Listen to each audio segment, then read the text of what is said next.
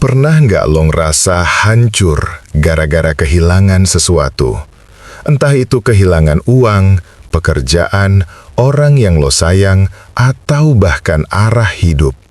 Rasanya kayak semua yang udah lo bangun runtuh seketika, bikin lo panik, marah, dan nggak bisa tidur. Tapi anehnya, ada orang-orang yang justru bisa tetap tenang, bahkan ketika mereka kehilangan segalanya.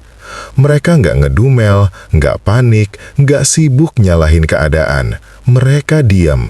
Tapi justru di balik ketenangan itu, ada kekuatan yang nggak kita punya. Pertanyaannya, apa rahasia mereka?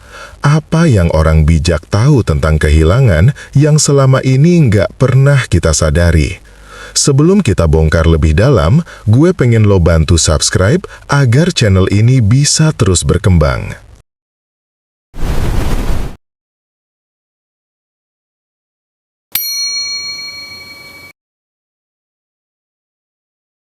Pernah nggak lo ngerasain dunia tiba-tiba kayak runtuh gara-gara sesuatu hilang dari hidup lo? Bisa kehilangan pekerjaan, pasangan, uang, atau bahkan hal kecil yang selama ini lo anggap biasa. Seketika, kepala jadi penuh suara. Kenapa harus gue? Gue harus gimana sekarang? Hidup gue berantakan. Reaksi panik itu sebenarnya manusiawi banget. Tapi kalau kita bongkar lebih dalam, kenapa sih kehilangan bikin kita segitu hancurnya? Rahasia utamanya ada di satu hal, keterikatan.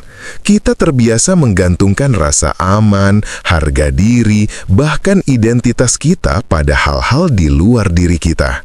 Punya pekerjaan bikin kita ngerasa berharga, punya pasangan bikin kita merasa dicintai, punya uang bikin kita ngerasa aman.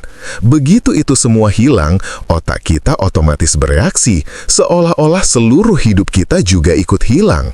Padahal kenyataannya yang hilang cuma wadahnya, bukan diri kita sepenuhnya. Masalahnya, otak kita ini udah diprogram untuk menolak kehilangan.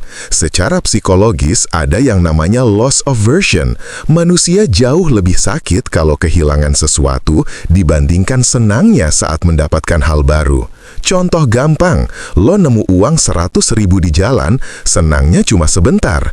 Tapi kalau dompet lo hilang, isinya 100.000, rasa sakitnya bisa ke bawah seharian, bahkan lebih lama. Itu kenapa kehilangan selalu terasa lebih berat. Nah, ditambah lagi ada faktor ego. Kita nggak cuma kehilangan barang atau orang, tapi juga kehilangan gambar diri kita di mata orang lain. Misalnya lo kehilangan pekerjaan, yang bikin sakit bukan cuma nggak punya penghasilan, tapi juga rasa malu kalau ada yang nanya, lo sekarang kerja di mana?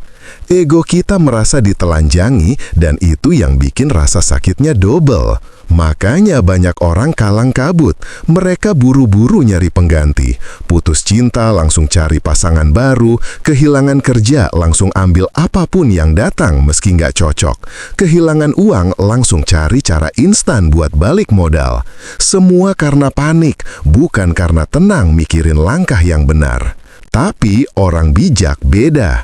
Mereka sadar bahwa kehilangan itu bagian alami dari hidup. Dan justru dari kehilangan itu, mereka bisa nemuin ruang untuk tumbuh. Pertanyaannya, gimana caranya mereka bisa setenang itu? Kalau kita selalu panik saat kehilangan, orang bijak justru seolah punya rem di dalam diri mereka. Mereka nggak kebawa arus panik. Gimana cara mereka ngelola emosi waktu hidup hancur? Yuk kita bongkar di segmen berikutnya. Kalau kehilangan udah bikin kebanyakan orang panik dan asal gerak, orang bijak justru punya cara yang beda banget. Mereka berhenti dulu, bukan buru-buru bergerak. Kedengarannya sepele, tapi disitulah kuncinya. Karena pada momen kehilangan, emosi kita lagi kayak ombak besar. Kalau langsung nyemplung tanpa pikir panjang, kita malah tenggelam. Trik pertama orang bijak adalah mengakui rasa sakitnya. Banyak orang sok kuat bilang, gue fine, gue baik-baik aja. Padahal dalamnya remuk. Nah, orang bijak nggak gitu. Mereka berani ngaku, gue sedih, gue marah, gue kecewa. Kenapa ini penting? Karena emosi yang ditolak nggak pernah hilang, malah bisa numpuk dan meledak di lain waktu. Dengan mengakui rasa sakit, mereka udah selangkah lebih tenang. Trik kedua, mereka ngasih jeda sebelum bikin keputusan. Ada istilah di psikologi, sleep on it.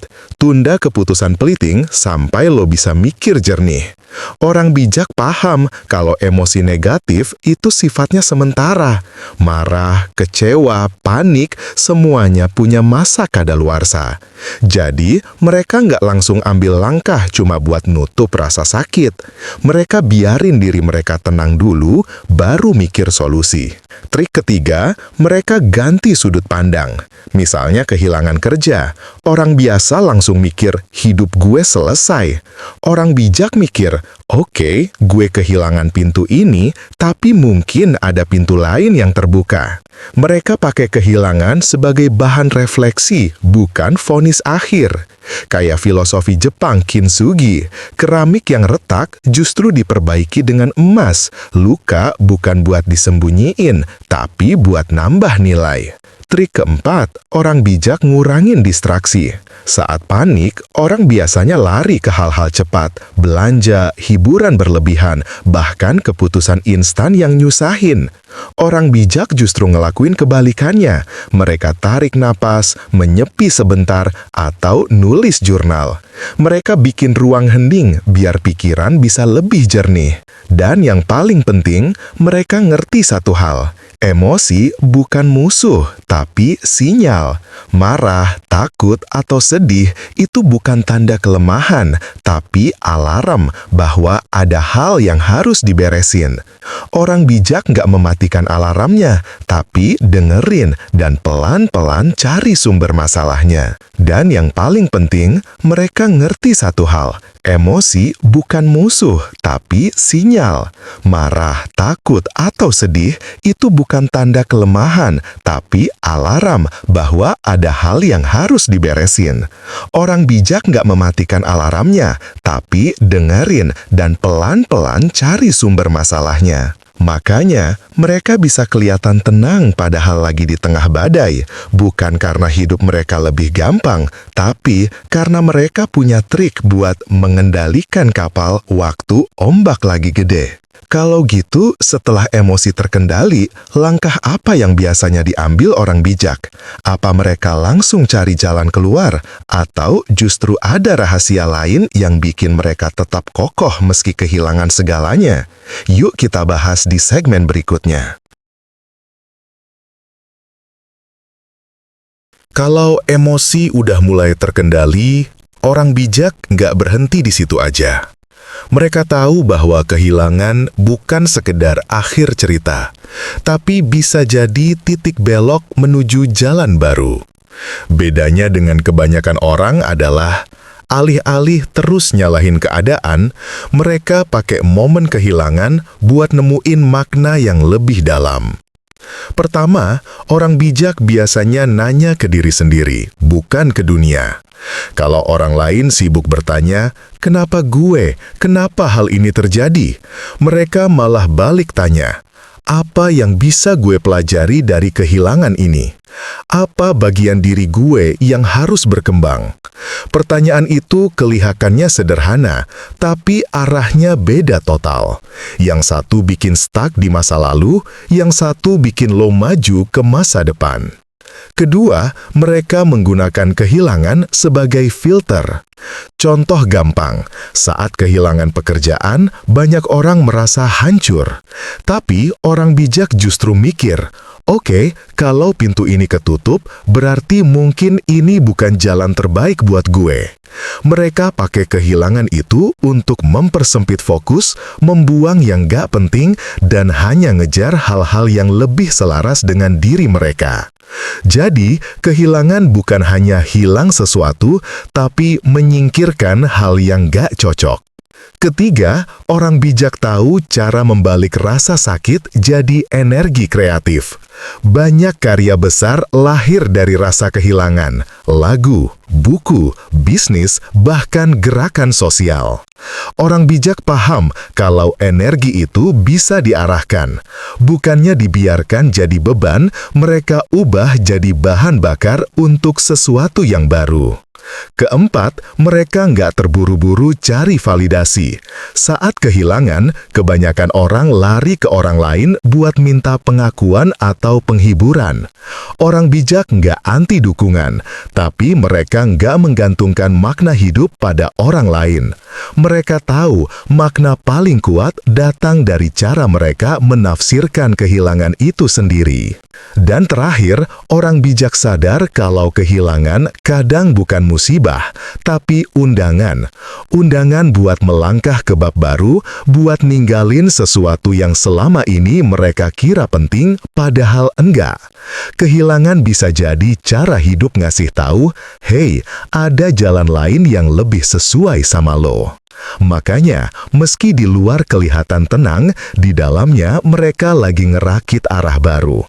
Nggak buru-buru, nggak panik, tapi pelan-pelan bikin jalan baru yang lebih kuat. Sekarang muncul pertanyaan besar. Apa rahasia terdalam yang bikin orang bijak bisa tetap berdiri tegak bahkan saat kehilangan segalanya? Ada satu hal penting yang sering mereka pegang erat, dan ini yang bakal kita bongkar di segmen terakhir. Kalau kita perhatiin orang bijak, ada satu benang merah yang bikin mereka bisa tetap tenang walaupun kehilangan segalanya.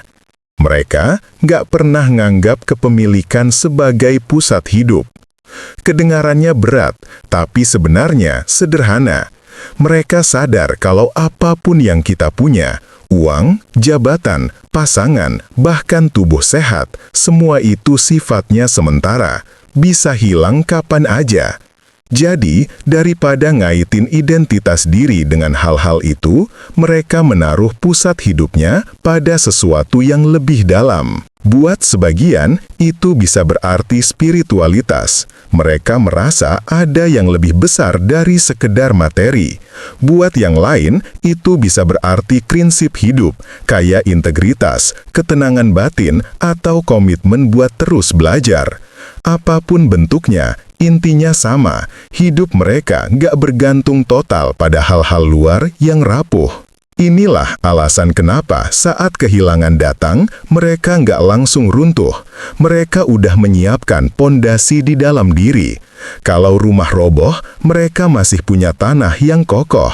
Kalau kapal karam, mereka masih bisa berenang karena nggak taruh semua harapan pada kapalnya. Orang bijak juga ngerti konsep letting go, bukan berarti pasrah tanpa usaha, tapi sadar bahwa melawan kenyataan cuma bikin energi habis percuma. Mereka belajar melepas dengan sadar sambil tetap melangkah maju. Kayak pepatah, kalau tangan lo terus menggenggam yang lama, gimana lo bisa nangkep yang baru? Selain itu, mereka punya ketenangan yang lahir dari penerimaan. Bukan berarti mereka nggak sedih, mereka juga manusia, mereka juga nangis. Tapi bedanya, mereka bisa nangis sambil tetap melangkah. Mereka tahu emosi itu cuma gelombang yang datang dan pergi, bukan identitas permanen. Dan yang paling mind-blowing adalah, orang bijak percaya kehilangan seringkali bagian dari rencana yang lebih besar.